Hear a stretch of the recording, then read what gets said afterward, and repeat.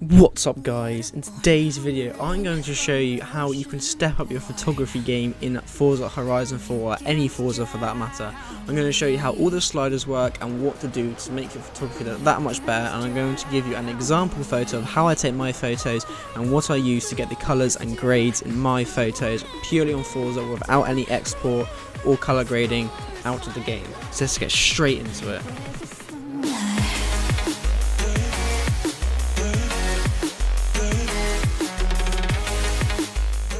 Okay, so you're going to want to pick a spot on the map to where you want to take your photograph.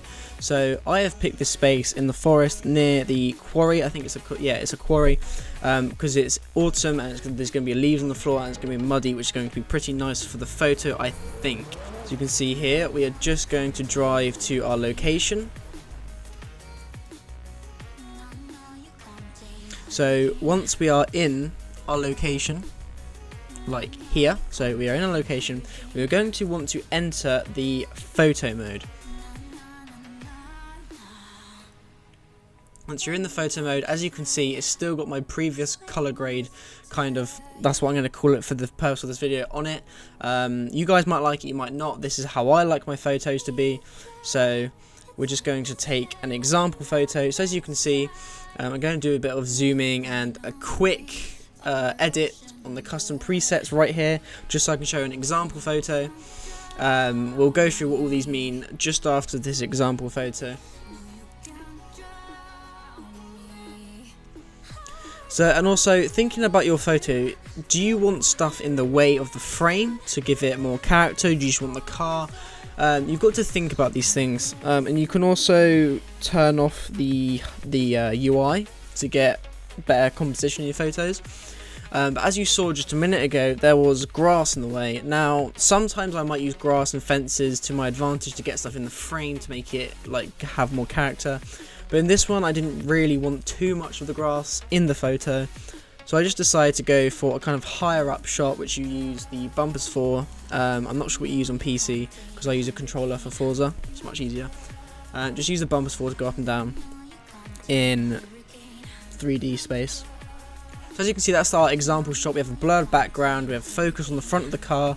The back of the car is slightly blurred, but not too much. You can still see the detail.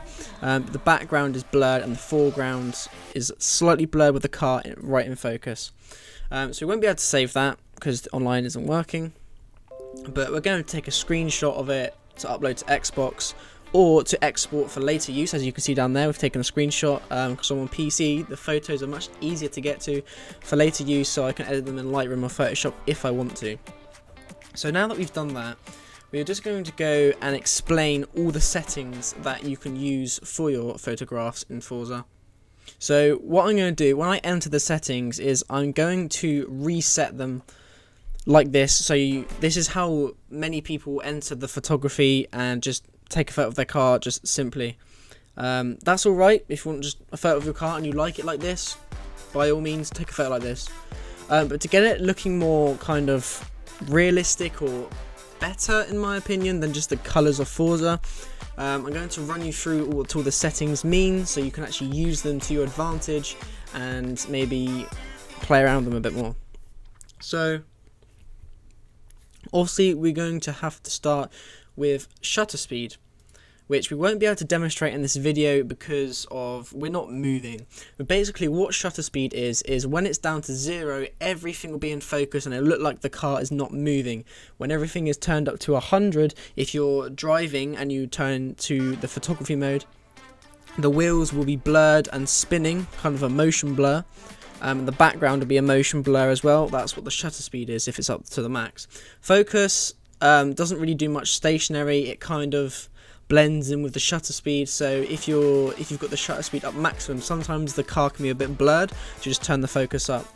Exposure, obviously, you can see here what it does. Dark and light does the kind of the lighting. I like to have mine between kind of 40 and 50, but there isn't an exact number for that because it depends how dark or light your scene is when you take the photograph. So here I think I go for about 40. But after this, we're going to go on to the aperture. Aperture, in my opinion, is one of the most important because it's kind of the depth of field of your photograph. So when you first use it, it will always focus on the car and blur the car first. But as you can see here, if we turn it up all the way to the max, the background will be blurred. Well, you have your shallow depth of field, let's say. So as you can see, nearly the whole of the car is blurred. This is good for like kind of close-up shots, or if you're far away, it kind of looks like a macro lens. So this is good for kind of macro, depending on what you're going for. But I normally like to have my aperture between 20 and 30 when I'm taking pictures kind of close up like this of cars. So as you can see here, we choose the aperture of maybe 20 to 30. Let me go on to contrast. Contrast is how far apart your blacks and whites are. So a high contrast will be whites are at the top of the spectrum, blacks at the bottom of the spectrum, and then obviously lower down you can see that they're more close together, so it kind of gives like a matted picture, kind of greyish. So when I go contrast, there isn't really a number for this either, because this mixes in with the brightness for how I do my photos. We'll explain that in a minute. But colour is another important one, obviously. It all depends how you want your photograph to look. So you can have it bright or you can have it black and white. I normally have my colour between 20 and 40 because I kind of like the dullish kind of steel kind of looks to the photos, and it helps a little bit more in color grading in Lightroom later on. If you want a separate, I can make a separate video on how to create them perfectly for export for Lightroom later on if you wish. Just leave that in the comments below if you want me to make that export video. But yeah, brightness and contrast kind of mix together. So I normally have my brightness higher than my contrast, so I kind of have a matted photo. If you have it the other way around, you have kind of this shiny look. I don't know what to call this. But yeah, you kind of have this weird kind of darkish look. So I like to have my contrast a bit lower than my brightness, so you can see all the detail, and it has a matte, kind of a slight matte over the photo, like you can see here. So the contrast is lower than the brightness.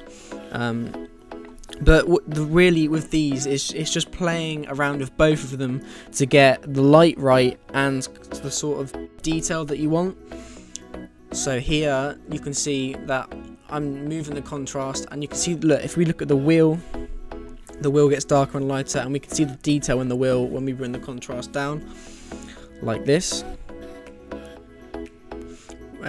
So they're set, and it all depends. Brightness here is lower than the contrast, but we've got the detail that we want, so that's all good. So we move on to sepia. Sepia is kind of an orangey tinge over the top, kind of makes things look a bit older. I never really use sepia, to be honest. If I do, it will be in very low quantities, like 0 to 10 or 10 to 20 at most, because I don't really like it. But anyway, Vignettes, obviously, as you can see, is in the corners of the photograph. No one likes Vignette. I know I hate Vignette. You might like it, but I hate it. And you can change the different types of Vignette styles. You can have it left and right, bottom and top, or in the corners. It's up to you. You can't have a white Vignette, unfortunately, on Forza. If you do know a way to make that, I would love to know. But yeah, you can't make that. So with the presets we have here, I'm just going to take another example shot and show you how you can use these to get a better photograph. Oh, you can also use the presets at the top if you want to use those, but we'll just flick through these. If you want to use these, that's all cool. But you can maybe start off with one of these as a preset and kind of move the sliders about to get what you want from that if you kind of like the base of it.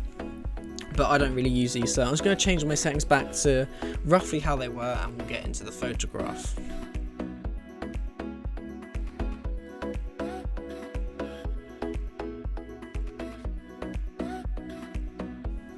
So now all you're going to want to do is find how you want your composition of your photograph. Do you want it from the front, the back, but not just the front? Do you want it from the side of the left side of the front, the right side of the front, kind of above, kind of below?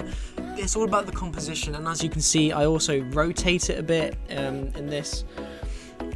But yeah, just find what composition. I go through many in this example, but as you can see, I take a screenshot of the one I like, because I don't really save many to Forza because I prefer taking screenshots, because I have an actual record on my computer, and that means I can look at them or edit them whenever I wish. So there you go. But we've taken the photo. I'll pull it up on screen if it goes past the point of which I speak. But yeah, that is how you use the settings with, I've explained them a little bit, but that's how you use the settings. You can use my settings if you like my photographs, but yeah, that's how you use the settings on Forza to take better photographs. Just play around with them a bit, don't be scared to play around with them. Trust me, it will be good if you just practice with them, it'll be much better.